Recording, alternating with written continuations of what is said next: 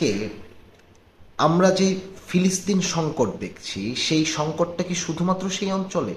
তা কিন্তু নয়। এটি আমাদের গোটা মুসলিম উম্মার সংকট হয়ে দাঁড়িয়েছে। এবং ইসরায়েল নামক যে অবিচারী রাষ্ট্র বছরের পর বছর ফিলিস্তিনের জনগণের উপর নির্যাতন নিপীড়ন চালিয়ে যাচ্ছে, আমরা এই দৃশ্যগুলো দেখে কাঁদি, আমাদের খারাপ লাগে। আর আমরা এর প্রতিবাদে কি করি? আমরা ইসরায়েলের পণ্য বয়কটের ডাক দেই, আমরা দোয়ার আয়োজন করি, আমরা বড় বড় ফতোয়া দেই। হ্যাঁ, বয়কট আমাদের জরুরি। এই ছোট ছোট বয়কটের মধ্য দিয়ে হয়তো বা একটা বড় কিছু একদিন আসবে। এটা আমাদের বিবেকের প্রতিক্রিয়া। কিন্তু প্রশ্ন হলো, এই বয়কটই কি যথেষ্ট? না, এর বাইরেও আরো কিছু আমাদের করা আছে।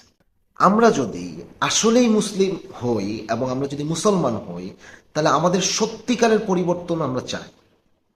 আর যদি আমরা সত্যিকারের পরিবর্তন চাই, তাহলে আমাদের শুধুমাত্র এই প্রতিক্রিয়াশীল প্রতিবাদ নয়, আমাদের প্রয়োজন শক্তিশালী হওয়া। আর এই শক্তিশালী আমরা কিভাবে হব? আমাদের শক্তিশালী হওয়ার উৎসটা কি হতে পারে? সেটা হচ্ছে আমাদের জ্ঞান, বিজ্ঞান, প্রযুক্তি, শিক্ষা। অথচ আমরা মুসলমানরা এই জ্ঞান, বিজ্ঞান, শিক্ষা, প্রযুক্তি সবকিছু দিক দিয়ে আমরা পিছিয়ে আছি। আজ যারা আমাদের বোমা মারছে, তারা শুধু অস্ত্রে নয়, তারা আমাদের পেছনে ফেলে দিয়েছে গবেষণায়, প্রযুক্তিতে, আবিষ্কারে। আর আমরা পড়ে রয়েছি ফতোয়ায়। আমরা যদি তাদের পণ্য বয়কট করি, অথচ এর বিকল্প যা কিছু আছে তা যদি আমরা মনে প্রাণে গ্রহণ না করতে না পারি, বা সেই বিকল্প সৃষ্টি করতে না পারি, তাহলে দীর্ঘমেয়াদী কোনো লাভ হবে না। আর আমরা বাঙালি বাঙালি মুসলমানের মন খুবই ভার্নারেবল। আমরা ফ্রান্সের পণ্য বয়কটের ডাক দিয়েছিলাম, কয়দিন টিকেছে?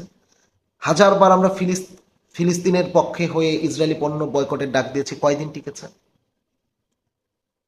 এইগুলো দিয়ে আমরা ফিলিস্তিনের পক্ষে দাঁড়াতে পারবো না। আমাদের শক্তি সঞ্চয় করতে হবে, আর সেই শক্তি আসবে আমাদের শিক্ষা ব্যবস্থার পরিবর্তনের মাধ্যমে।